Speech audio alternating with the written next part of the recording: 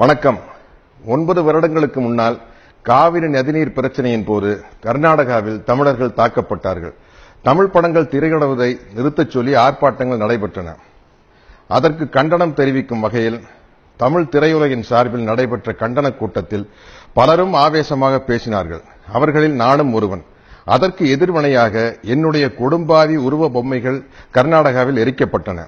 அதே வேளையில் கர்நாடகாவில் நடைபெற்ற ஆர்ப்பாட்டங்களில் கர்நாடகா திரைப்பட கலைஞர்களும் ஆவேசமாக பேசினார்கள். அப்படி நான் பேசிய போது என்னுடைய சில வார்த்தைகள் கன்னட மக்களின் மனதை புண்படுத்தியதாக அறிகிறேன். நான் கன்னட மக்களுக்கு எதிரானவன் அல்ல.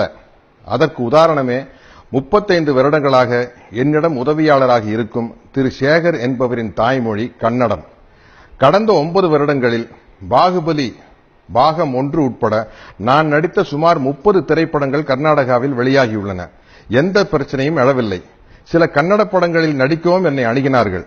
நேரமின்மையால் நடிக்க இயலவில்லை.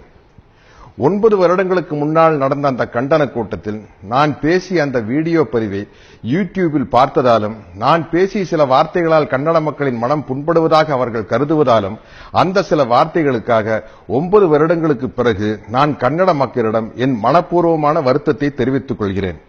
எனக்கு ஆதரவாக குரல் கொடுக்கும் தமிழீழ உறவுகளுக்கும் தமிழக மக்களுக்கும் என் நலம் விரும்புபவர்களுக்கும் என் மீது வருத்தம் கொள்ள வேண்டாம் என்று கேட்டுக்கொள்கிறேன்.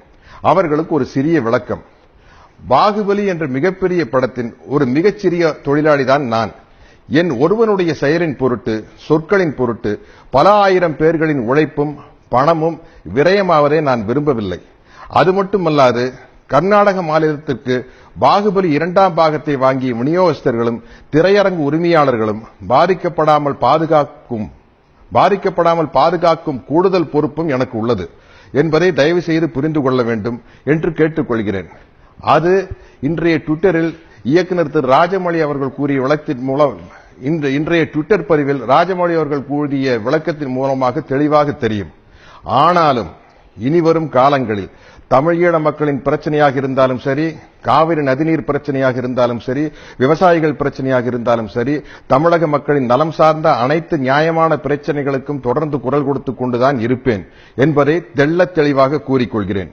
இப்படி நான் கூறுவதால் இந்த சத்யராஜை வைத்து படம் எடுத்தால் எதிர்காலத்தில் தொல்லைகள் வரும் என்று கருதும் தயாரிப்பாளர்கள் தயவு செய்து இந்த சாதாரண சின்ன நடிகனை தங்கள் படங்களில் ஒப்பந்தம் செய்ய வேண்டாம், என்னால் நஷ்டமடைய வேண்டாம் என்று மிகவும் தாழ்மையுடன் கேட்டுக்கொள்கிறேன். ஏனென்றால் ஒரு நடிகனாக இருப்பதை விட இறப்பதை விட எந்தவிதமான மூட நம்பிக்கையும் இல்லாத ஒரு தமிழனாக இருப்பதும் இறப்பதும் தான் எனக்கு பெருமை, மகிழ்ச்சி. எனது மனப்பூர்வமான வருத்தத்தை ஏற்றுக்கொண்டு பாகுபலி படத்தின் 2ஆம் பாகத்தை வெளியிட ஒத்துழைக்குமாறு கன்னட மக்களை அன்புடன் கேட்டுக்கொள்கிறேன். என் உணர்வுகளை புரிந்து கொண்டு எனக்கு உறுதுணையாக நின்ற தமிழீழ மக்கள், தமிழின உணர்வாளர்கள், தென்னிந்திய திரைப்பட நடிகர் சங்கம், தமிழ் திரைப்பட தயாரிப்பாளர் சங்கம், தமிழ் திரைப்பட இயக்குநர்கள் சங்கம், தென்னிந்திய திரைப்பட தொழிலாளர்கள் சங்கம், என் நலம் விரும்பிகள் அனைவருக்கும் நான் எனது மனமார்ந்த நன்றியை தெரிவித்துக் கொள்கிறேன். என்னால் ஏற்பட்ட தொல்லைகளை பொறுத்துக் கொண்ட இயக்குநர் திரு ராஜமௌழி, தயாரிப்பாளர்கள் திரு ஷோபு, திரு பிரசாத் மற்றும் பாகுபலி படக்குழுவினர் அனைவருக்கும் எனது மனமார்ந்த நன்றியை தெரிவித்துக் கொள்கிறேன்.